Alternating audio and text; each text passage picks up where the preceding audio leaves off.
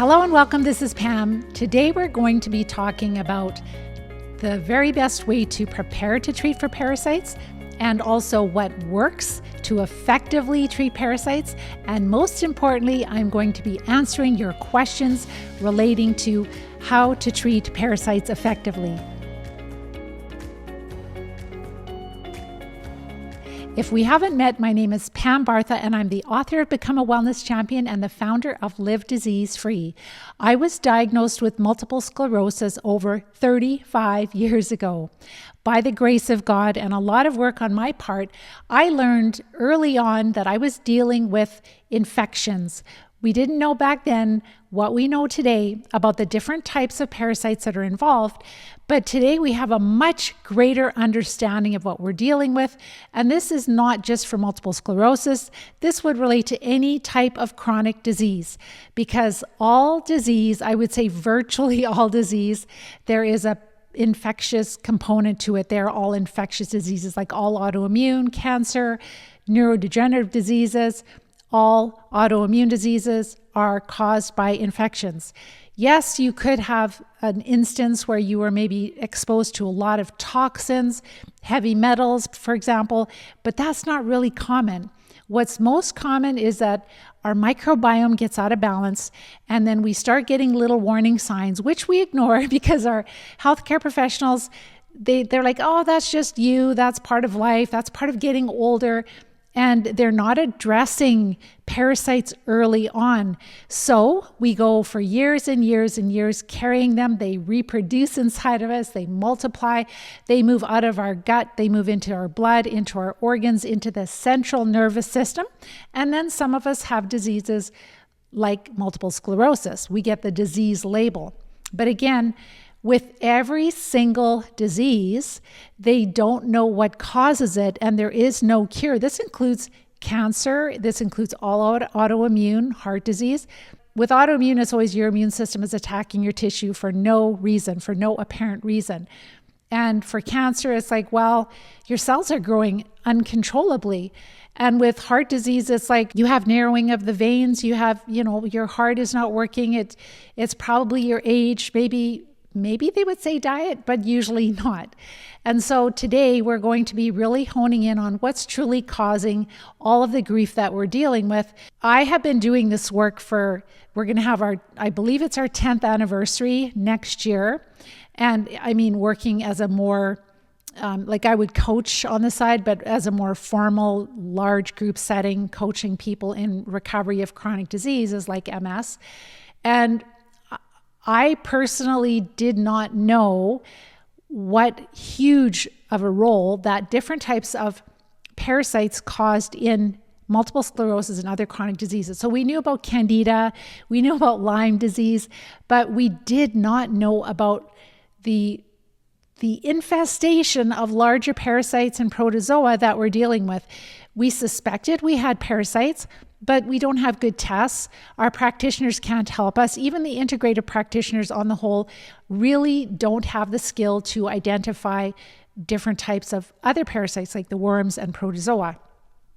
They are quite good at recognizing Lyme co-infections. They're also good at, Candida and mold, but that's where it stops. And so when we go to these practitioners and we suspect that we have parasites and we talk to them about it and they put us on herbs, we might pass a few worms, but we're still sick. And so a lot of us are starting to hear about different parasite drugs that we should be trying. And I personally think that that's a little bit dangerous, and I'm going to talk about all of that today. So if you have more questions, we have had a lot of questions come in on our website to livediseasefree.com, info@livediseasefree.com. There's also a little place where you can ask questions on our website. So I'm going to go from those questions first, but if you do have more questions, submit them while I'm on this call, and then I will answer them time permitting. So let's first talk about how do we prepare? And is it necessary to prepare for treating parasites? Like, can't we just treat them? Just like if you have strep throat or tonsillitis or bronchitis, can't you just go to a doctor and just take some parasite drugs? Well, the problem is that the people that I work with are really infested with parasites. So let's say if you're somebody who's really healthy, you exercise a lot, you have pretty good mental clarity, you have lots of energy, you don't really have any significant symptoms, maybe a little bit of gas or constipation or a little bit of gut issues, but on the whole, really healthy. Well, then sure, try the herbs, go to the health food store. Black walnut, cloves, and wormwood are quite commonly used to treat parasites. They might add a few other things to it also, but just know that if you have chronic disease, we have like over 10 years of working with thousands of people by now, that the herbs alone are not effective enough to recover from a significant parasitic infestation at this time. We don't have, I'll explain why. But so this is really important because number one, some people will try herbs and they'll think, oh, well, I tried them. It didn't get rid of my disease, so that's not what's causing it. It's like, no, you didn't use something effective enough.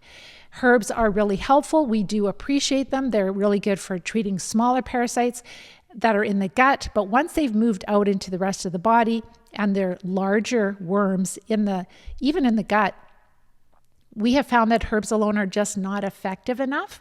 So really important to understand that, because what if you're just not using effective enough therapies and you're settling with disease when you just didn't use the right treatments, effective treatments? So when we're really infested, when we have a disease label like any kind of autoimmune disease or cancer or heart disease, or maybe some type of neurodegenerative disease like MS, ALS, PLS, Parkinson's, Alzheimer's, we have a significant parasite burden in our body. And when I say that, I'm not talking about just worms. Think about a garden. If you've ever tried to grow a garden or grown a garden, you'll know that you plant vegetables and you water it, you fertilize it, and then the weeds start coming up. And so if you don't keep up with the weeds take over. And that's exactly what happens in our gut, because the biggest cause is the overuse of antibiotics. And when you have weeded your garden, did you just have one type of weed in there? No, you've probably had like 20 types of weeds growing. So that's really important to know too, because in your gut, you're not just going to have roundworms. You're not just going to have tapeworms or flukes or protozoa like Babesia or Giardia or other types of protists. You're not just going to have E. coli or Clostridia or Borrelia, which causes Lyme disease. There's like hundreds, if not thousands, of each different category of parasites that can get out of balance. And so when we go on antibiotics, it really gets rid of very often a bacterial infection that's making us sick, but it will also devastate our ecosystem. And so then it's kind of like more of a wide open field. And so whatever microbes that we have that weren't affected by that antibiotic will start to grow and flourish, especially if we eat a lot of processed carbs. So by the time we're really sick, we have a significant parasitic infestation. We have terrible brain fog. We have extreme fatigue. We can feel really depressed. We can feel really anxious. We can have pain. We can have muscle spasms, mobility, numbness. All of these things are caused by parasites. We know this through animal studies, like for over 100 years. They've known that all of these symptoms definitely are brought on by parasites in animals, and they're mammals and we're mammals. Humans are a type of, in the classification of animals, we're very different than animals, but as far as our physiology, a lot of similarities. And a lot of these worms and different parasites can be passed from animals to us also. When we're really infested, we can't just treat. It's really important to prepare, because in order to use effective treatments, you really need to be feeling better. You really need to take some pressure off of your immune system so that you can tolerate the parasite drugs and the herbs and the oxygen therapies better. You can treat more quickly, you can treat more aggressively, and you need to. You need to use killer doses. If you don't, you're just going to make the parasites resistant to the treatments. So this is why it's really important that when you first do this, like if you're serious and you really want to recover from a chronic disease, you need to work with somebody. And that is the challenge, because we don't have a lot of practitioners that really understand how difficult, how challenging it is to treat a parasitic infestation. So I'm going to first talk about like how we prepare, and also why it's so important to prepare. We kind of talked about that already. And then I'm going to share with you what really works, like what kind of treatments are helping. And then just type in your questions. I've got a bunch of questions that came into our website, and then I'm also going to answer your questions that you have on the call. So with respect to preparing for treating parasites, so like when we're infested with parasites, we are significantly inflamed. We have a ton of inflammation, and inflammation means our immune system is really fighting something and it's struggling. It's like a war. Like your immune system is your natural defense. It's your good guys. They're not winning the war. It's overwhelming. It's out of control. There's a lot of damage happening. And so we need to start to decrease that. We need to support our soldiers. We do not want to suppress them. And that's what we do in the developed countries. We're using immunosuppressive drugs. And that is the absolute wrong, in my humble opinion, that is the absolute wrong strategy to use. So we want to support the body. The first step that we can do, it's so simple. It might not be easy for all of us, but it's simple, is to change our diet. Parasites love carbohydrates and simple sugars. That is their favorite source of energy. So if you would like to make them more quiet, less active, produce less poisons, so your immune system can kind of slow down a little bit, then you decrease the carbs to a point where that happens. And we have done that. We've done the heavy lifting in that area for you. And it's called the Live Disease-Free Diet. You can find it on our website for free under resources. There is the Live Disease-Free Diet Guidelines. I've got everything laid out there. Go through it 2 or 3 or 4 or 5 times. The more you implement, like every single thing I share with you can make a huge difference. It can help you more than any pharmaceutical. We've seen that with our students. I'll share just a couple things that came in yesterday. Like every week, our wellness champions that are on the journey to recovering from these parasites, they're sharing their updates. So I'm just going to share a couple of updates that came in this week from just diet alone. So very, very important that we are decreasing down to below 50 total grams of carbs per day. The sweet spot seems to be around 30 to 40. The closer you can get to 30 total grams of carbs, people notice, number one, their bladder function improves significantly. Instead of getting up maybe 5 or 6 times at night, they might get up once or twice. And that can happen in as little as 2 weeks or less. We also notice then they're sleeping better. They have more energy during the day. We can notice pain significantly reducing. Spasms can really reduce. I shared, I believe, on my last event I did last week, I talked about the best diet for MS. It's the best diet for any of us that want to recover from any parasitic infestations. But there I shared some other successes from students that came in. It's dramatic. It's like I never get tired of hearing their successes every single week. It's life-changing. And that's such a simple thing that you can do. It's not something you have to pay for a course. You don't have to get counseling, coaching. You don't have to see a doctor. You don't even have to drive anywhere. You have to buy groceries, but you buy specific ones. And it's simple, fast meals, easy, but you're decreasing the food to those parasites. I cannot tell you enough how significant this is, and you really need to try it and then report back to me how much it's helped you. I have people joining in on these calls and just sharing like, oh my gosh, I can walk better. My drop foot is better just from the diet. And they're not even in my program. They're not even following the Live Disease-Free plan yet. They're just changing their diet. A couple of students, like just with the diet. So one student, I'm going to leave them anonymous because they're just in the program right now. She had a real episode with, I think, a flare, I don't know, last year, I believe. And so it's left her with floaters in her eyes. And she said, just after 1 week on the diet, I have noticed that I don't have any floaters for the last few days, which is amazing, just with diet. And then the second student shared, so this is a student I just talked to a couple of days ago. She just joined. She was following the diet for about a week. But in her history, like She has been virtually bedridden for about 10 years. I think it was about 10 years, but years. And so meaning that she just can't do anything. Like she can barely get out of bed, do a tiny bit, go back to bed. Like that's a horrible way to live your life.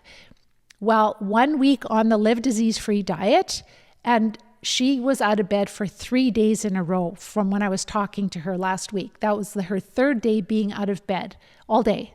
Maybe she had a rest, I don't know. But like being out of bed from being bedridden is like crazy. And she said, I've been able to read a book.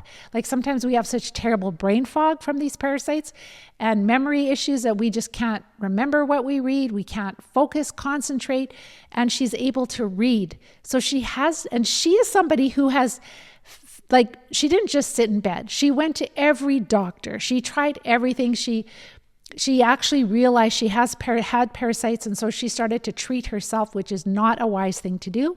And it wasn't working because she didn't have a plan. She didn't know what she was like the dosages, and is this really necessary? But this is what's happening right now, and it really breaks my heart that this is what's going on right now. And I don't really know how to change this other than we need our practitioners to be skilled at this. We need them to take this on. It's a very simple thing. The parasite drugs, the herbs, and the oxygen therapies are safe. They don't have adverse effects. I mean, they could, if you're killing parasites, it's usually that it's a die-off reaction, but that's where you can do things to avoid die-off reactions. So that's all part of the strategy and the plan. So the first student noticed that her floaters are gone after just 1 week of diet. The next student has been out of bed for 3 days after 1 week on the diet and being able to read again. And then the next student had high blood pressure, and just from following the diet and doing some of the oxygen enemas, she is off her blood pressure medication, like just like that. And she hasn't even really started treating. Like, yes, you can clear a few parasites out of your large intestine, which is about 5 feet long, but I can guarantee you she didn't go up that high, like just probably smaller ones. And then there's still 20 feet of small intestine where the parasites like to live. So these are just 3 examples of what we see on a weekly basis when people just change their diet. So I'm telling you this because I want you to try it, but you have to be diligent. If you have 1 cheat in the day, the parasites are happy. You're going to notice no difference. But if you really follow what I have written there, your cravings are going to go away. Your blood sugar is going to become stable. And it really breaks my heart that there are these health gurus that are like writing books about, drink celery juice every day. And so one lady that I spoke with today, she has a history of diabetes, and she's like, yeah, when I drink a big glass of celery juice, it's really affecting my blood sugar levels and my blood health. And I'm like, yeah, it's not, because diabetes and also the other conditions she's dealing with are parasitic. So whenever you take even a lower carb vegetable and you grind it up, you are pre-digesting it, and it releases the natural sugars, which might not be high, but when you're grinding it up, it's going to be more concentrated and the carbs will be released more, and that will all make your blood sugar go up quicker. And again, celery juice is not going to cure you of these parasites. They are not going to leave your body until you treat them. They don't go out. You can't starve them to death. It doesn't matter what diet you follow. It doesn't matter how many supplements you take. You can slow them down. You can slow down the disability absolutely by getting enough sleep, by managing stress, by having daily bowel movements, by eating low carb, being active. Like all those things are really helpful to slow them down. But once they have established themselves in you, they live in you, they reproduce in you, and some of them can live 20 to 30 years. Like the flukes can live 20 to 30 years. That's horrifying. And they can lay up to 200,000 eggs in a day.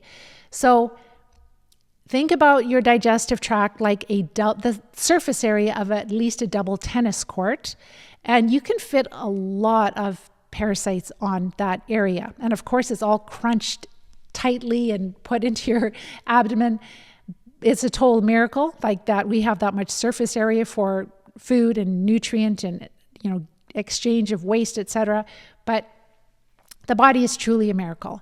And we have to understand like what we're dealing with, like why just taking 2 parasite drugs that you heard about on the internet, why that is not going to help you and why it could potentially hurt you. So diet is number 1. And then the other part of supporting the body is we call it the checklist for healing, or supporting the body, where we are making sure we have daily bowel movements before we start treating, making sure we're sleeping at least 8 hours per night, because otherwise our immune system is going to be weakened, and we want our immune system to be helping in the fight. We're supporting it, and then we expect it to do its job. And then another thing that's really important is to decrease the wireless radiation and the mold in your environment. Now we're dealing with 5G, right? Which is a lot more, it has a greater impact on our health. So this is where, I'm working behind a computer that has an Ethernet cable. When I'm talking to people, I'm talking on a corded phone. I do use technology, but I use it as wisely as possible. I don't have the cell phone against my head when I go to bed. Our phones are on airplane mode. Our router is unplugged. I don't have any smart appliances in my home. So I'm doing this because I know through the work of wonderful doctors like Dr. Klinghardt that they've studied this, and it actually makes parasites grow faster, up to 600 times faster, and produce more poison. It makes them more virulent. The wireless radiation makes them more virulent, which means they're more disease-causing. Mold, if you have mold in your environment or in your work, your home, you will find that it really suppresses your immune system. Some of the mold toxins are the strongest toxins in the world. They're really nasty and deadly. So we want to make sure we do not have a mold exposure in our home or our workplace. So those are the 2 big environmental ones. There's other things we can do too, but we also look at our blood work and we support, like if we have low iron, blood iron, we make sure our thyroid is in good shape. We look at our blood work, and sometimes we can kind of see like, oh, it looks like I could potentially have a parasite that affects my red blood cells. If your red blood cells are lower count, if they're bigger in size, there's less of them. Anemia is another one, to support that you have enough iron so that you're able to be healthy and your immune system can function better. So all of these things are really important before you start treating. So there are some people that are virtually symptom-free before they start treating because of all the work they've done. But if they went back to eating, pizza and beer or a bunch of candy or ice cream or whatever, is like putting gas on a fire. Those parasites are still there. It wakes them up and they just go bonkers. And so then you end up with symptoms again. So this is why we first support the body with diet and all of the things we have in the checklist for healing. And then we're ready to treat. So our students are ready to treat when their carbs are low enough, they've noticed significant symptom improvements, they're having daily bowel movements, and they're sleeping at least 8 hours per night. They're still working through the other items that I mentioned, but they're ready to start treating. So this is where we have found that even things like raw garlic can be incredibly helpful for people. So I've known this for years and years. Like garlic is like a superfood, incredible. It has huge antimicrobial properties. So with some students, as they are getting access with their practitioners and getting energy tested with the parasite drugs, they're starting to use herbs, and they're using the oxygen type therapy, the oxidizing agent that I can't see the name of here. You can find out more about it on our website, or you can find it on Rumble, but I can't talk about it here because it still is censored. It's getting better. There are many, many practitioners that are starting to speak out about it, but I don't want to lose all the valuable resources I have for you here on, with that. So I'm not going to say the name of it, but it's basically bringing oxygen into your body, and your body uses oxygen to kill parasites. So it's just, we call it layering of therapy. So the parasite drugs are not a magic cure. They're not going to cure you by themselves. But when we do this prep work, and then we'll use the parasite drugs we test well for, and then we use also the oxygen therapy, which is really cost effective. There are a number of oxygen therapies we could use, but this one is really versatile. We can do a lot with it, and it's the cheapest, is really cost effective for people. And then the antimicrobial herbs. So with all of that together, this is where we are seeing magic happen. It's not magic, it's just we're getting more effective and efficient at treating the parasitic infestations. And we're getting better all the time. So now we're kind of honing in on, okay, we know that you have flukes because we see you're passing them and you test well for those parasite drugs and they're working for you, but let's also hit the larva with certain herbs that are used actually to treat the larva of flukes. So we want to hit the larva and the adults because one medication may not hit or treat or kill every part of the life cycle of a specific parasite. So let's go down to what really works. So it is really strategy. What breaks my heart is I see like one student that just joined, I think last week, out of desperation, because they hear ivermectin is so helpful for MS. So is ivermectin the key parasite drug for MS? So people are buying, they're going and getting horse paste. They don't even know how much they're taking. I know one person, not on my advice at all, took too much and ended up in the hospital, got really, really sick. You can get sick from these parasite drugs. All drugs have an LD50. So number one, you could take too much and you can make yourself sick. Number two, you might not take enough. So if you do have a parasite that is helped or treated by ivermectin, then if you don't take the right dose, you will make that parasite resistant to ivermectin and it won't work for you in the future. You don't want to do that. Resistance is awful. The way that we're doing it, because we're hitting them on different angles and we're using combinations of parasite drugs, that really decreases the chance of resistance. But some of these parasites can become resistant even to artemisinin, which is wormwood. So malaria, for example, is becoming resistant to artemisinin, and that has been a really effective treatment for it. So it doesn't matter. Like we used to think herbs were less likelihood for the parasites to become resistant to it, but apparently that's not the case. So we want to use strategy, understanding, like I've shared a few things with you, knowing that they can lay a couple 100,000 eggs in a day. They can live for years. Then there's also the larva, the immature form, that you might have the adult tapeworm in your gut, but then the little larva, the immature little ones, they move into your blood, they move into your organs, they move into the central nervous system, they can form sacs there. So it's really important to understand what you're dealing with. Ivermectin, we have not worked with a single person where ivermectin has cured them of multiple sclerosis. Ivermectin is not a cure for multiple sclerosis. I'm telling you that. If it was, I promise you I would tell you, but it is not. And it's not even the most helpful parasite drug for MS. And with our students, they test well for 3 to 5 parasite drugs. And they're not taking them initially all at the same time, but they do eventually take them together because there's a better killing effect. I've shared this numerous times, but I'm going to share it again because it helps you to understand. Because a lot of you are like, if I could just get my hands on ivermectin and fenbendazole, that's what the big craze is now, fenbendazole and ivermectin. And the vast majority of my students don't even test well for fenbendazole. Yes, it does treat roundworms. Yes, I used it on my horses last week and I saw a couple of big, ugly roundworms that came out. Absolutely, ascaris, like really nasty, made me a little nauseous, but we just don't see that they're the main treatment for certain things. Like there's a certain type of cancer where one gentleman, it put this incurable cancer that was going to kill him, it put it into remission. Yes. Does it treat all cancers? No. Does it treat all parasites? No. So each parasite drug will only treat specific types of parasites. And that's the important thing. So if you have flukes, ivermectin is not going to touch them.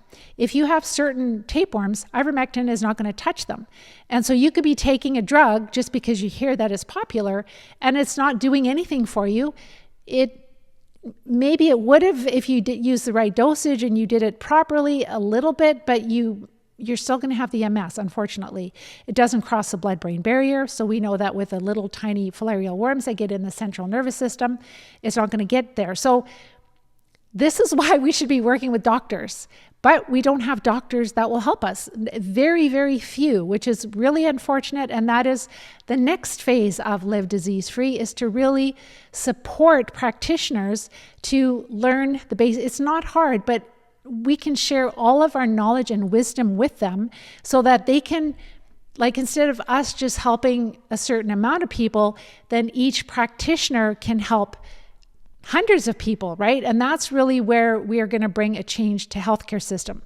That won't happen in every country. It won't happen in Canada right away because we have a dead grip on our healthcare system here. It's virtually impossible to treat parasites in Canada. But in other countries like the United States and others, the doctors have a little bit more autonomy and they have more access to things. So the change will come more quickly through certain countries like even the United States versus Canada.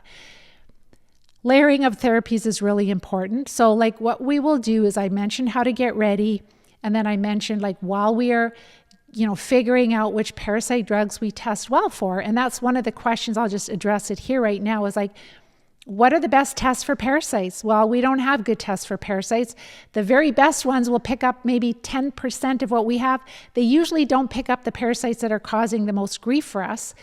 So you could be tested for Borrelia, for Lyme disease, and it might show that you do have Lyme disease. Usually it doesn't. Usually it's a false negative. But even if you do have Borrelia, which is not good, is that what's causing your greatest symptom? Or are the bigger worms infecting you with Borrelia? Was it really a tick bite or was it a mosquito bite? Or, if you keep focusing on treating Borrelia, are you going to get better? And a lot of people are, no, I've been taking antibiotics, working with a Lyme later doctor, and I'm still sick. I've been treating Lyme disease for a long time and I'm worse off than before. The people that have Lyme disease in our experience that have worked with us, they have a lot of larger worms also, up to 2.5 feet or more long. And so if you don't treat the larger parasitic worms and they carry Borrelia, even those small filarial worms in the central nervous system of every MS subject tested had Borrelia in it, lots of Borrelia. So if you don't treat the worms and you keep getting reinfected with Borrelia, what good is the antibiotic? And most of the antibiotics work in your blood. They're not getting deep into your tissue where the chronic Borrelia infections are. It just hasn't been successful. So when people that think they have Lyme disease, when they treat parasites from big to small, they are going to treat Lyme also, but they're knocking back all the big worms. They can recover from Lyme disease then. And then they go, oh my gosh, like when I'm passing these big worms, my symptoms are improving so much. Was it Lyme that was causing my symptoms? Maybe I have some Lyme that they picked up, but was that really the biggest culprit that made me feel so bad? The jury is out right now, even with multiple sclerosis. Like I was just speaking with another person that I'm supporting and she's just a good friend of mine. And she's like, but the naturopath says it's Lyme disease. And, he treated me for like 3 days in British Columbia, they can treat with the parasite drugs for he gave her a prescription for 3 days of 2 different parasite drugs. And she knew to do at least 10 or 14. And so she was doing this enemas before and after. And he's like, oh, I don't pick up the parasite anymore in you. And now it's Lyme and we need to, get you treating Lyme. And I'm like, you're not done. Like with our students, like with what you're passing with the worms, like you still don't feel well, you're not done. And so sure enough, she's been doing more enemas and she's passing worms and sharing that with the naturopath. Like the naturopaths just don't know. Parasite, like these worms are really challenging to treat. This is from a lot of my students. So my students come to me with a lot of either neurological diseases or a lot of neurological symptoms or autoimmune diseases. And they easily pass like 200 worms that are, like anywhere from 6 inches to 2 feet long, and they're still counting. And then, in the process, like, is this ever going to end? Like, am I ever going to get rid of them? And yes, you can. And this is like over weeks, not over a few months, but not years, right? And it all depends how infested you are. And this is why it's so important to treat early before we become this infested, before we have hundreds of worms inside of us. If you think about the size of a double tennis court, you could easily fit way more than 200 worms on that, right? But what's so shocking is like, how are we still alive? How are we still functioning? Like some of us are barely functioning, but it is so shocking. And I do share, like tastefully, I do share parasite pictures. Go to our website, livediseasefree.com. I have a blog there, and there are a lot of blog posts. So you can even do a Google search of live disease-free and flukes, live disease-free and roundworms, and you'll find a bunch of pictures there. I would love to just flood the internet with like a bunch of pictures, but I'll probably get censored and shut down. And just to show like people don't understand what they're dealing with. They just think, well, I heard ivermectin and fenbendazole from this doctor that it's really going to cure the parasites. And so they take an amount that I don't even know if they know what they're taking, as far as they got the dosages from that doctor that's online. I don't even know who this doctor is. I've just been hearing a lot of people with those two drugs. And like, again, you can make yourself sick, or you can end up making those drugs, those parasites, resistant to it, and they're not going to help you in the future. You need to keep those therapies if you need them in the future. You don't want parasites to be resistant to anything, because that is what takes us out at the end of our life. When we are in a care home, if we end up in a care home, I don't want to be in a care home. I'm doing everything in my possible way to stay out of them. But when people are in care homes, they are infested with parasites. When you walk down the halls and you smell poop, they're all wearing Depends. They're all infested with parasites.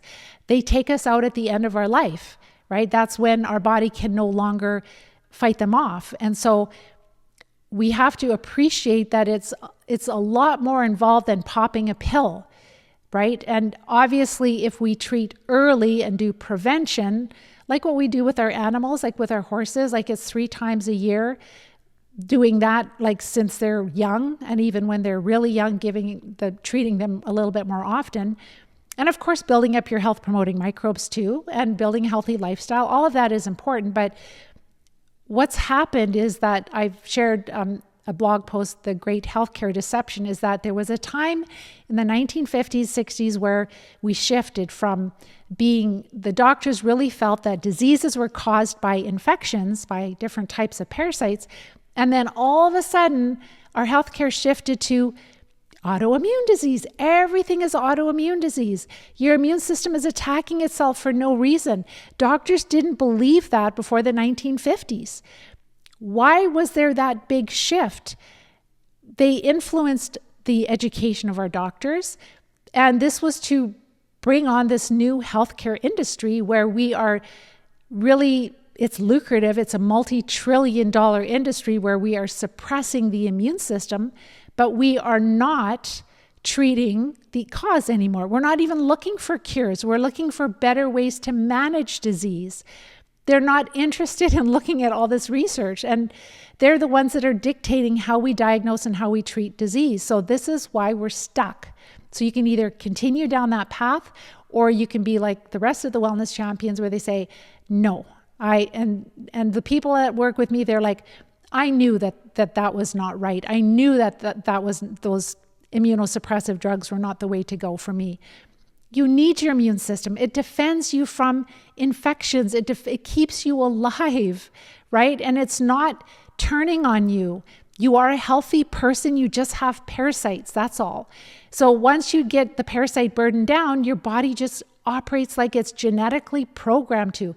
It's genetically programmed. It's like a program that it knows how to regulate everything. And so just support it and treat the cause. So layering of therapies, we talked about how important it is to use like a combination and timing and dosages. Like when people are ready to treat, when they feel so much better, they can work in like 3 parasite drugs at one time for the first treatment cycle. And then they can also possibly add a herb. And then they could also be doing the enemas, and they're flushing out the worms quickly. And then over the next treatment cycle, they can combine all of the other parasite drugs that they test well for. But before, like years ago when we started, people would herx on herbs, like oil of oregano. Some people could be like, I can't take it. It's just making me sick. So we call that angry worm syndrome, where it's just aggravating the parasites. So if you take a treatment that is not effective against a parasite and it's aggravating it, you will feel a lot worse. Your symptoms will feel worse. So stop it, fully recover, which takes 1 to 3 days. It's kind of like you poke the bear, you frustrated the parasites, and then just you'll have to use different strategy, right? And you will recover. So then we do multiple treatment cycles. So we normally will treat the larger parasitic worms and protozoa for 10 to 14 days. 14 days would be better. Sometimes 3 weeks. It depends on the individual.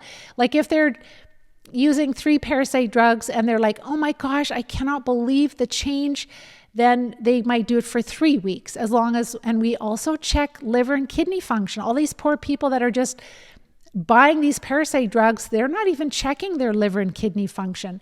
And the parasites, they love to go into the liver gallbladder meridian. They can cause your liver enzymes to go up. You have to protect your liver. You have to protect your kidneys. Once you damage either, you are in deep trouble. So this is why our students, they get ready to treat. They're feeling a lot better. They get their blood work done. They're checking liver and kidney function. It's fine.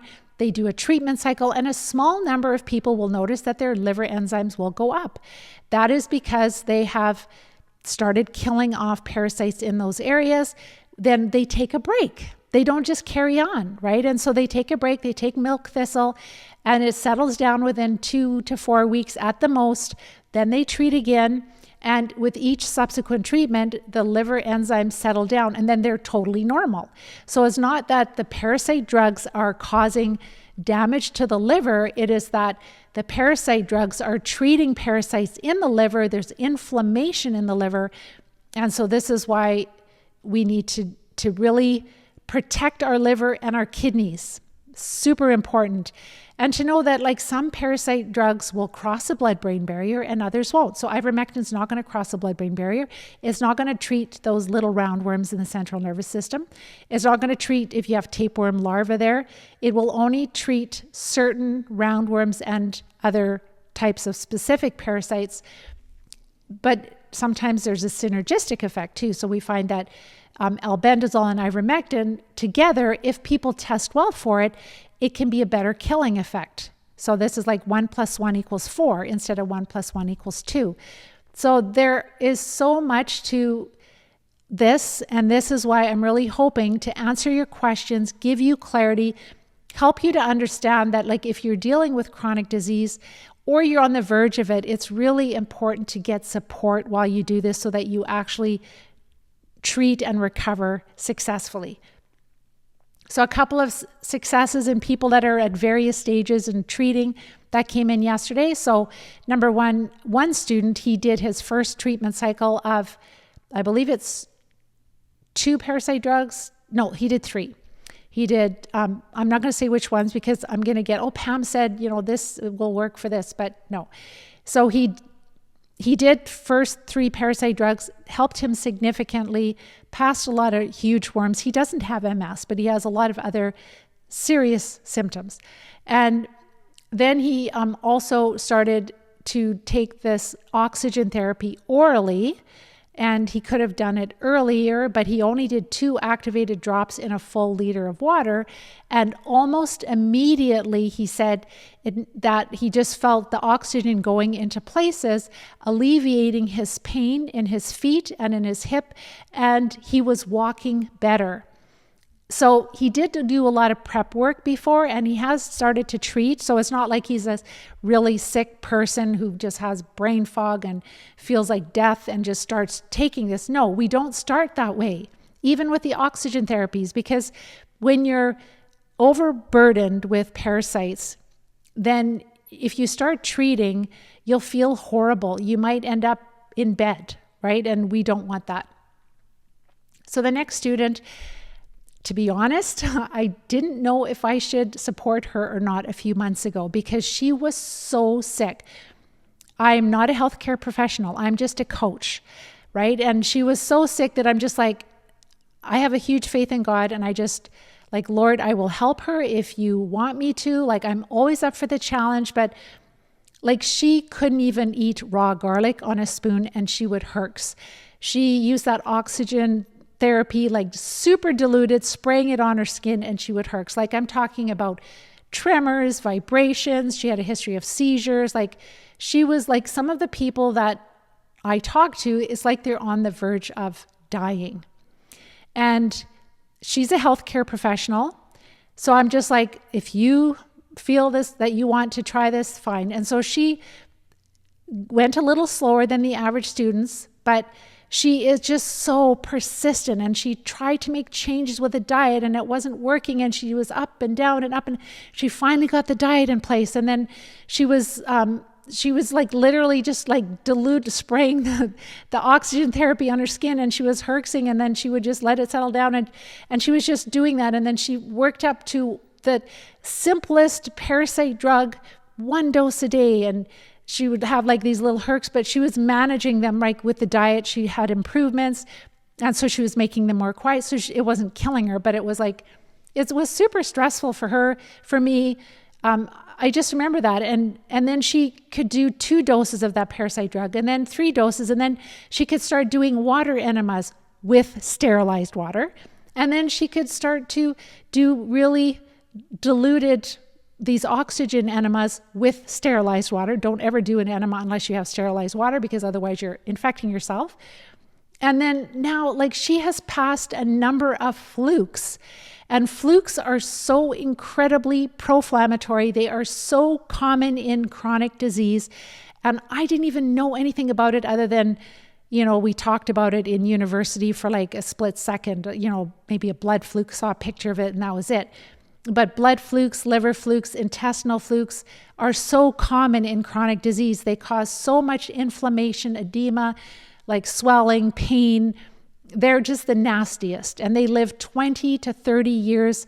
That's their lifespan. I'm talking about they're out of your body then. I'm talking about a worm can live for that long, right? And they can lay 25 to 200,000 eggs in a day. So now she's starting to do her online business. Like, I'm just so proud of her. Like, these are the heroes that I work with, and I'm going to interview her, and you guys are going to hear. So she's not even done. Like, she's like scratching the surface, but she's has hope again, and she's starting to feel so much better. And I can't believe the turnaround in her. Like, it blows my mind, because like, if I had said, I'm sorry, there are clinics that if you're too sick, they won't work with you, right? And I'm not a clinic, but I'm a coach. And it's like, how can I say no? Like, I have to do my best to help people. And so I am so tickled pink for her. Like, I cannot believe it. And it just, again, shows like how significant these flukes are. And they're probably, I can't remember the exact length, but they're 2 to 3 inches long at least, or maybe 4 inches long. And they're fleshy and they're nasty. They're just awful. So that is her. And then another student in the program, he has been like, he's very independent. He doesn't need a lot of support. He's just following the plan.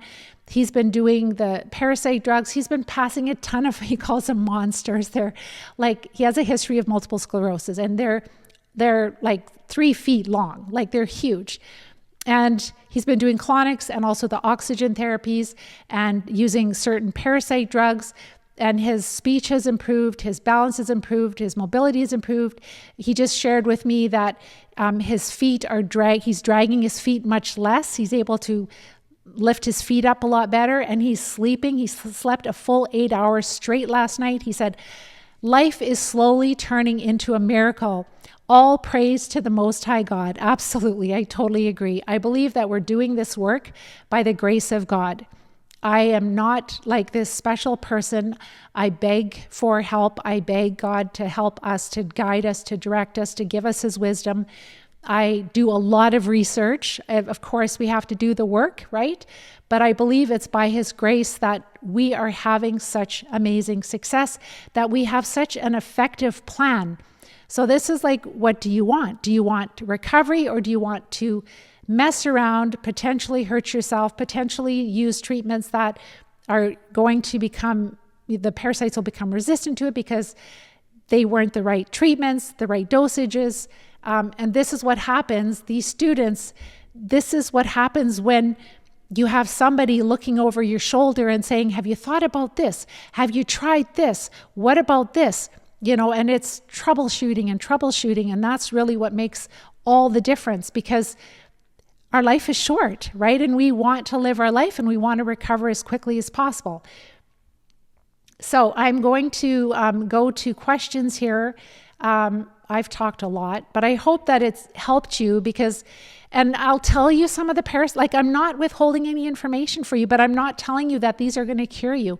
So common parasite drugs are, I've shared them before, albendazole. You have to make sure you check liver enzymes because that does cross the blood-brain barrier. It is metabolized by the liver. It can elevate liver enzymes. Like I said, it will cross the blood-brain barrier. It treats roundworms. It is helpful for flukes. It's not the main treatment. It also is helpful for certain tapeworms. And ivermectin, we talked about that already. And then there is Alinea, which is nitazoxanide. That is more of a broad spectrum parasite drug. A lot of practitioners really like that one.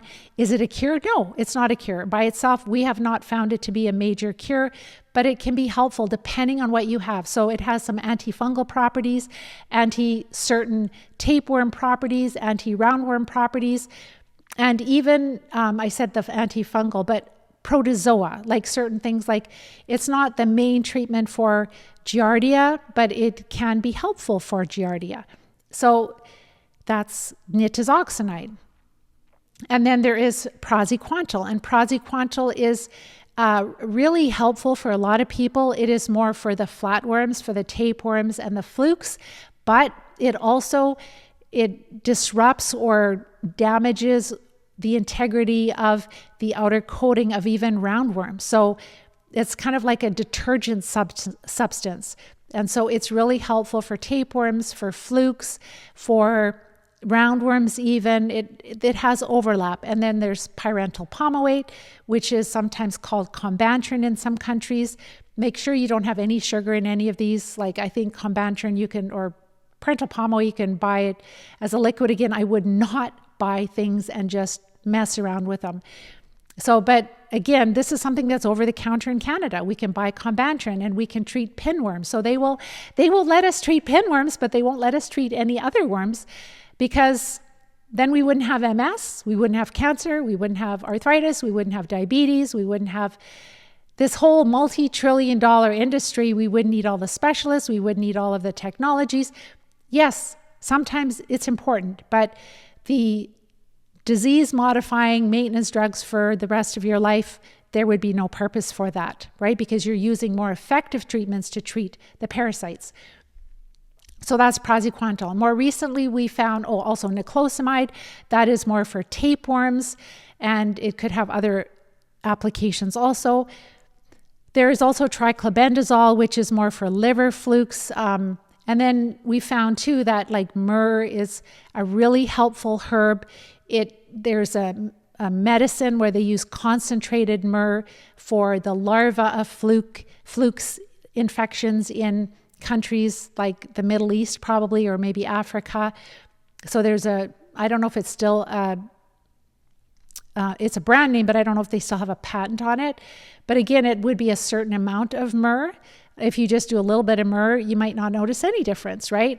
So myrrh seems to be really helpful for a lot of different types of microbes, but wormwood is also really helpful. There's a couple of different wormwoods. There's sweet anise, and then there's just the absinthe or something like that, but just the regular wormwood you find in a lot of health food stores. So those are kind of, I would say, the more forefront help. So like for our students that are really sick, if they were just to go like on black walnut, wormwood, and cloves, it doesn't really do a lot for them. They might pass some parasites, but they still have their symptoms. But it's really a combination. And then this oxygen therapy, like everyone needs to know about this. Everyone needs to know about this oxidizing agent. So please go and watch my, like how to use oxygen to treat parasites. It's on Rumble, or go to just do a Google search of Live Disease Free and treating parasites with oxygen. You'll find my blog post. You can find my notes on the blog post. You'll always find the condensed notes, and then the videos are shorter than these videos because I go through Q&A. But I'm sharing this with you because it is a crisis in this world right now with how many people are dealing with parasites, how they infested they are. And then also we had that epidemic or pandemic that came through a couple of years ago. And the consequences of that has been a lot of immune suppression. So with our immune system is not dealing with the parasites as well either. So we do have a real crisis. But you have to, in order to get real success, you really have to work with somebody. So those are some of the more, and then for treating fungus, if you have more of a candida history, fluconazole, the brand name is called diflucan. That one is more helpful for, but again, you have to be really careful because it's metabolized by the liver. You can't mix antifungal meds with other meds. If you look them up, they have many, many, many negative interactions. So you have to be really careful that you don't cause damage inside of you. And the same thing with if you have mold issues, then very often it's called itraconazole. That's the drug, the generic drug, and the brand name might be called Sporanox. That can be helpful for that. And so we treat 10 to 14 days, better 14 days of the larger worms and the protozoa. Then we treat the fungus. We knock it back because people always have fungal overgrowth when they have disease and when they have parasitic infestations, and it needs to be knocked back.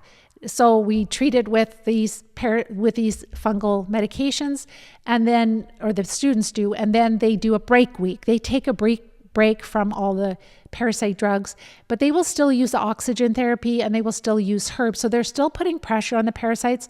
That's one treatment cycle. And they just go through as many treatment cycles as necessary until they are symptom-free for at least a couple of months. And then once they have decreased the burden of parasites in their body significantly to the point where they're living disease-free, then what it's about is maintenance. Then it's like when you have high energy, when you sleep really well, you go lay down and you fall asleep and you wake up in the morning refreshed and you have high energy during the day and you can skip up the stairs and you have a positive outlook on life and you don't feel anxious, you feel peaceful inside and your gut feels like quiet. It's not rumbling, it's not gassy, you have regular, well-formed bowel movements, then your microbiome is in balance pretty well, right? And as soon as you start noticing like, oh, I've been a little more gassy or I'm just more tired, I'm not sleeping as well. Oh, it was a full moon and I woke up 3 or 4 times. It's time to treat parasites. Your garden is getting a little weedy again, just like when you water that garden, you've planted your plants and they started coming up and you've got rid of all the weeds and you water the garden and all of a sudden 2 weeks later, luckily with us it's not quite that bad that we have to do that much work, but the weeds are starting to come out. And if you treat them when they're little and you treat them periodically and you keep building up your good microbes, you can add, I'm sure, decades of quality life in your golden years. Okay, I'm going to go to questions here. All right. Hi, Justin. What are the typical parasites you find in the brains of MS sufferers? So I can't look in the brains of MS sufferers, but Dr. Alan McDonald sure has, and he has found small roundworms in the central nervous system of every MS subject. He has found tapeworm larvae. So the immature form of tapeworm, we call it neurocysticercosis. He actually found 2 developing tapeworms in 2 different MS subjects. He found developing tapeworms. Could you imagine if they were growing in your brain? So these are all people that had a firm MS diagnosis. They passed away. Their remains were kept for research in brain banks, frozen. He had permission to examine them. So why? The experts that are supposed to be finding a cure, why are they not doing this? How hard is that? To examine the spinal fluid for parasites, to have some parasitologists like Dr. Alan McDonald do this. There's something really wrong here. And you guys need to look into this more. And so the filarial roundworms, tapeworms, in those little roundworms, they were loaded with Borrelia. He found Borrelia in the spinal fluid of MS, which is Lyme disease. He found Borrelia in the myelin sheath of nerve cells in Alzheimer's patients. So they actually must like what's in the myelin and or hiding in there. I'm not sure. But then, of course, your immune system is going to try to get them out or deal with them. So if they're up against or in the myelin, your immune system is not just attacking the myelin for no reason. It's trying to get rid of the enemy. If it doesn't, the enemy will keep reproducing and eat away and produce poisons and will die. That's what our immune system is there for. It's to protect us from death. So those are, and then there's been a huge history of fungus, so Candida for sure. Could there be other parasites? Absolutely. Oh, and then also malaria or a protozoa like malaria or babesia. I've done a 6-part series on that. This has been known for about at least 100 years. There's at least 75 papers, scientific papers on this. They were treating people for malaria in the United States in the early 1900s. And because there was a malaria outbreak, and they found like, oh my gosh, people that have MS were doing incredibly well on malaria drugs. And so then some of the doctors started treating MS patients with malaria drugs and having incredible like reversals, improvements. And then it was all lost, all dropped. And we all went to autoimmune disease. So it's so frustrating. There's a lot of things that have been buried over the years. Those are some of the common ones, Justin. Hello, Kevin. You feel worms in your face? At least that's what it feels like. It could be, like some of the very small ones can, and it can be the larva too. And so if they're moving around, they definitely can. So like it could be in a blood vessel too, right? But it could also be in your gut. So in your gut, you have this highway of nerves that goes from it's called the brain gut or the gut brain axis. And so a lot of symptoms or I should say a lot of the symptoms we feel, neurological symptoms, like even in our brain, they can stem from irritated, inflamed nerves in our intestine. So it could be you have parasites in your brain that can cause this, in your gut that can cause this, or parasites can directly be like, I could tell in the past that I had parasites in my intestine. The flukes, you can feel them. Like I've passed a 5-inch fluke before, and they are incredibly pro-inflammatory, really nasty. And you can feel, it's like a fluttery feeling, them moving around, and it's awful. But I'm glad that I don't have that anymore.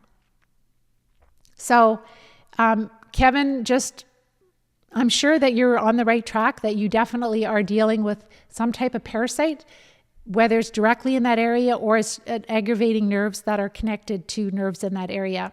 Hi, Chloe.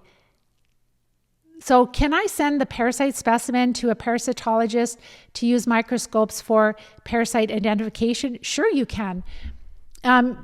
If you're in Canada, like I'm just going to talk about our country here, we've had students that will put some of the worms they passed in their stool sample and to get it tested, like when you do a stool test for parasites in Canada, and they don't even look at it.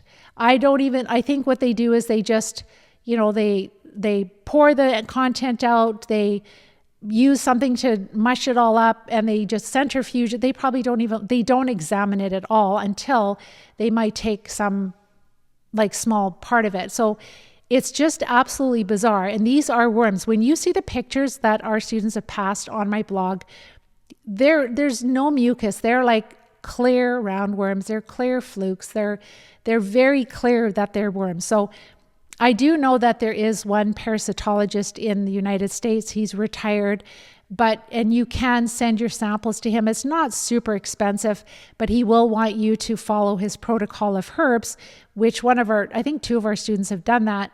And like they knew that it wasn't going to be really helpful, but they just wanted to see if they could get things identified, and he can identify. So look around in your area. In Canada, the healthcare system is so tightly regulated that there are only specific labs, and doctors can only send, requisites. We can't even order our own blood work. Everything is so tightly regulated and controlled. It's absolutely horrifying. It's awful. And we just thought that was normal because that's how you grow up. So yes, I would encourage you to. You're in a different country. I would look to see if there are, check with universities. Check to see if there are parasitologists or infectious disease doctors that would be interested in they're super busy. What's in it for them to identify your parasites unless you're paying them for it, right? And then when they we're a random person in the general public, will you analyze my parasites? And they'll be like you're probably going to just send me some food fiber, and they don't know, right? Because they honestly, a lot of them, they don't think we have parasites in developed countries. Our pets do, but for some reason they don't get into us. Yes, it is really painful, Kevin. Hi, Lynn. How many grams of sugar per day? Anna is wondering. So we don't want to have any sugar. The only sugar that could possibly be part of this diet is if you're having that very small serving of fruit first thing in the morning, because we know there's natural sugar in that. But we do not have any sugar. We are going low carb. We're getting down to 30 total grams of carbs. All of the Live Disease-Free Diet guidelines are on our website under research. Look them up there.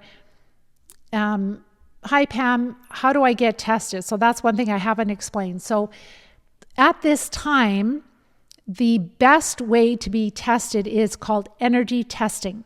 So every living human, plant, animal is called biophysics. We have an energy field around us.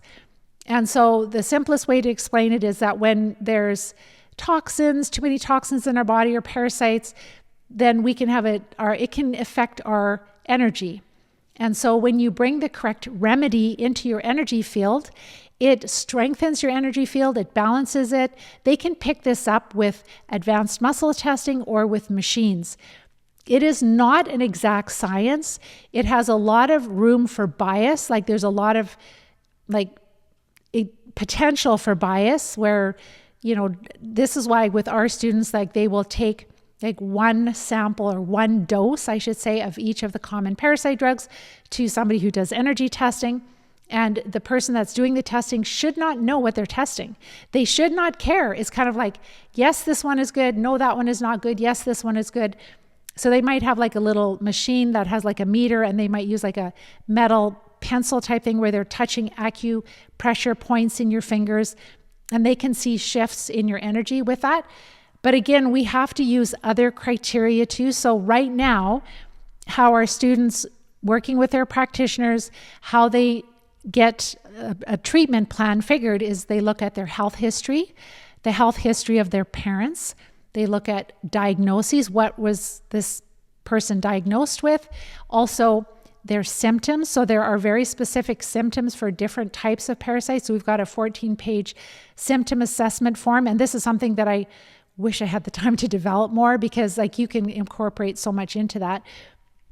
And then also what worms they're passing. So when they're doing the oxidizing enemas and they're passing certain worms, then we're able to see what they're passing and go, okay, yeah, and then the energy test results. So those 6 criteria is really what is so helpful to build a plan. So for example, if the energy test results are we had one practitioner, he's no, you don't test well for any of the parasite drugs, but you do have parasites, and I want you to take these herbs.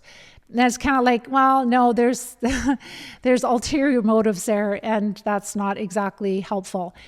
So we have to with all of the students we've worked with, their diagnoses, their symptoms, what they're passing, what their energy test results are, we have quite a lot of experience in all of that, because we've worked with hundreds and hundreds of people, supporting them, coaching them, not being the doctor, not writing prescriptions, not doing any of that, but just coaching them, because our practitioners don't know this yet.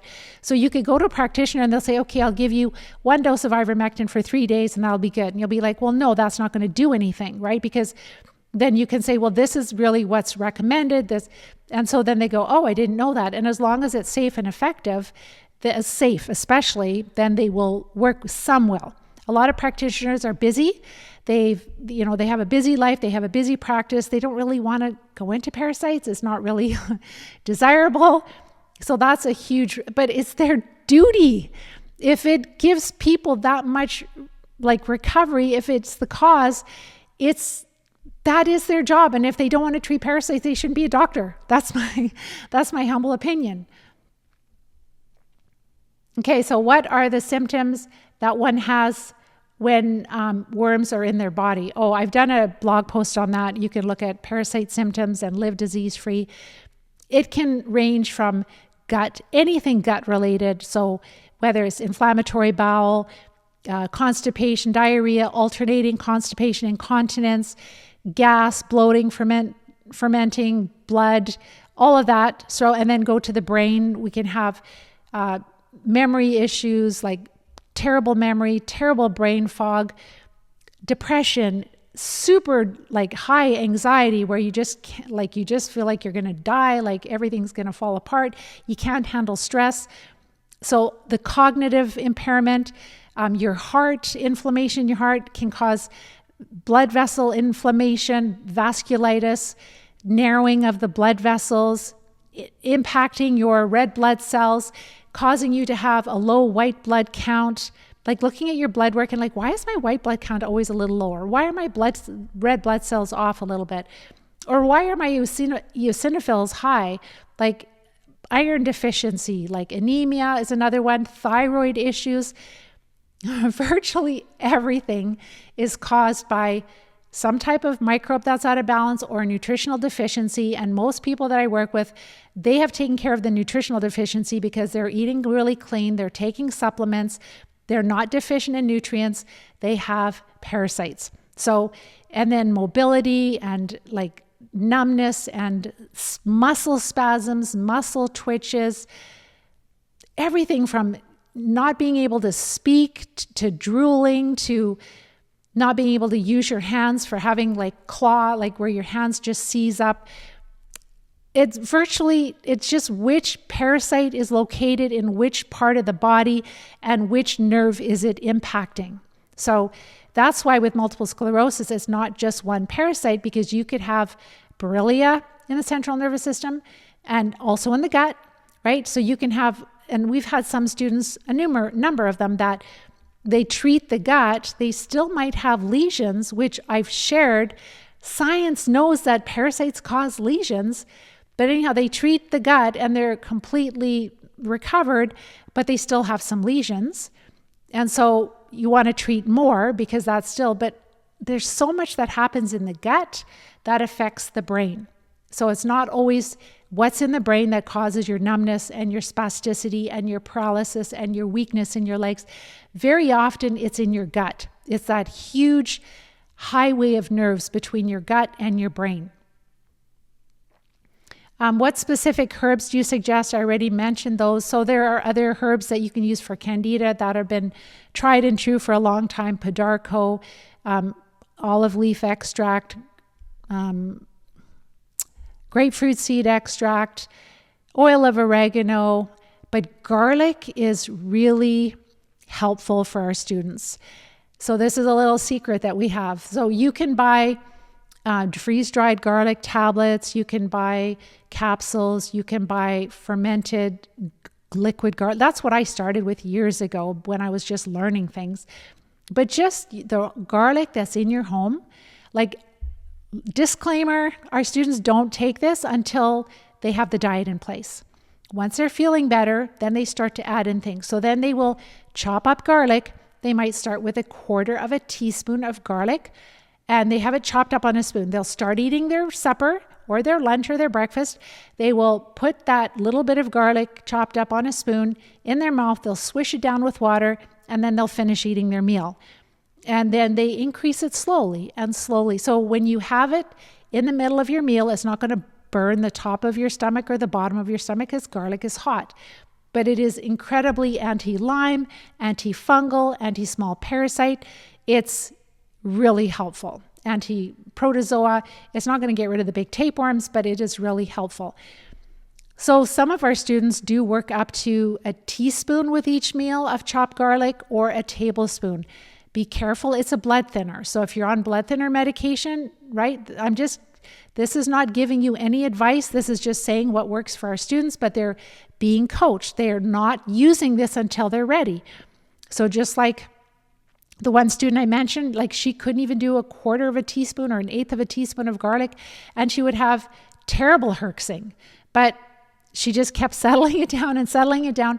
She knew in her heart that it was parasites that were like basically taking her out. And so she would just do like tiny baby steps forward, back off, a little bit more the next time, back off, a little bit more the next time. And then she got to the place where she could start getting them out of her body, which was really exciting. So those are the symptoms. What specific herbs do you suggest? I mentioned that. So for our students, like garlic is not really a herb. It's a culinary, whatever, we use it for food too, but it is possibly a herb. Garlic is right at the top, I would think.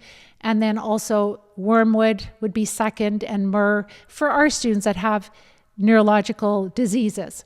But again, they're not recovering on them. It is they're helpful, really helpful. They're the most helpful. What are my credentials? Brielle is asking. That's a really good question. So I have a science degree. I'm a certified teacher. I used to work in our local school district. I have recovered from multiple sclerosis. So I have been coaching for 10 years in the Live Disease-Free plan. We have helped like in this one, like the more intensive where I'm supporting them, hundreds of people from over 20 countries. So it's experience, it is science, and it is learning. I know how to be a teacher, and that's what I am. I'm a teacher and I'm a coach. I'm a health educator and I'm a health coach. I'm not a doctor, and I have never pretended to be, and I don't want to be. I love teaching people. I love empowering them, and that's what my credentials are. Thanks for asking, Brielle. Chloe, why are they sensitive to enema sometimes? Well, I don't know. Like, that's something that you should work with your practitioner about.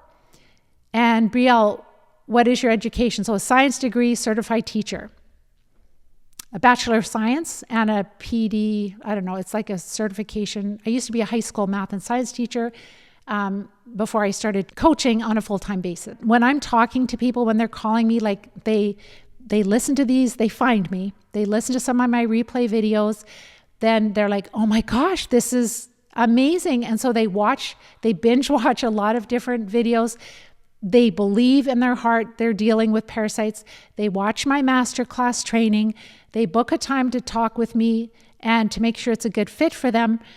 And it just breaks my heart, like, to hear how much they've suffered, how much of their life they've lost.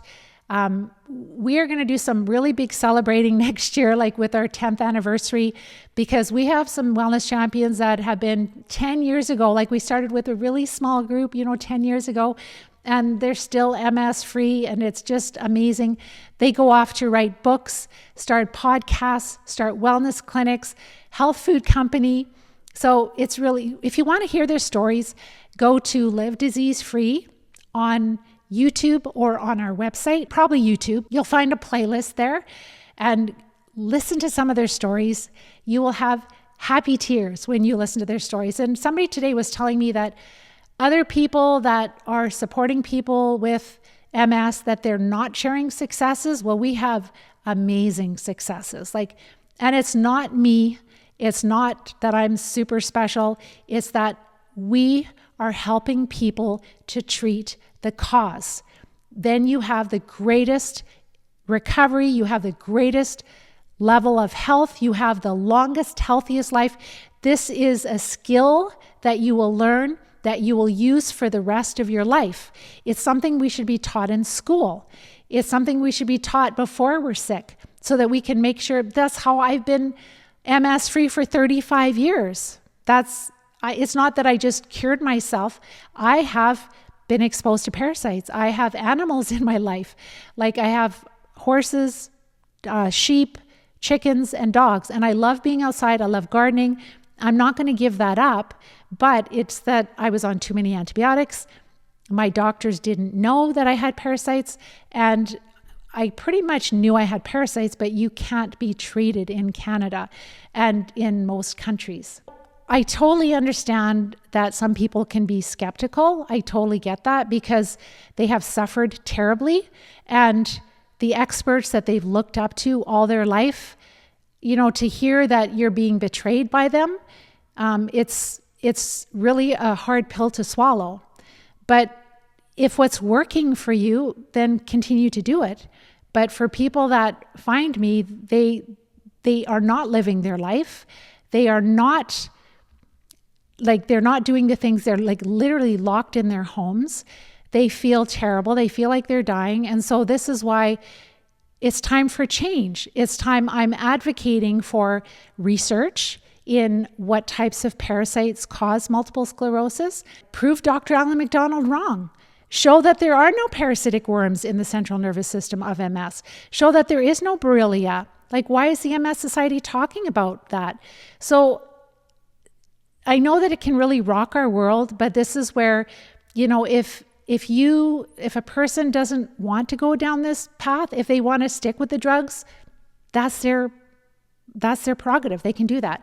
But for people that are just really dissatisfied with the healthcare that they're getting, and they're really dissatisfied with their quality of life, that's what saved my life, is I just didn't settle. I just kept looking and looking, and I tried many things over the years. So with that, I'm going to let you guys go. We've gone on a long time. And please, if you do start to even change your diet, which you can access on our website, livediseasefree.com, and if you start to notice significant symptom improvements, then make sure to share that with me, because that is amazing. I love to hear the successes. When you get to the place you're like, Pam, I've looked at the research. Some people have even passed worms, and they say, I know I have parasites, and you need support. You need a step-by-step plan. Make sure to watch my masterclass training. I share all the steps we take to recover. And then from there, if you need support, if you don't have a practitioner that can help you, make sure to reach out, make sure to fill out the form and book a time in my calendar, and I would be honored to chat with you to make sure it's a good fit. With that, I'm going to let you guys go. And if you enjoy what I'm sharing with you, this is years of experience.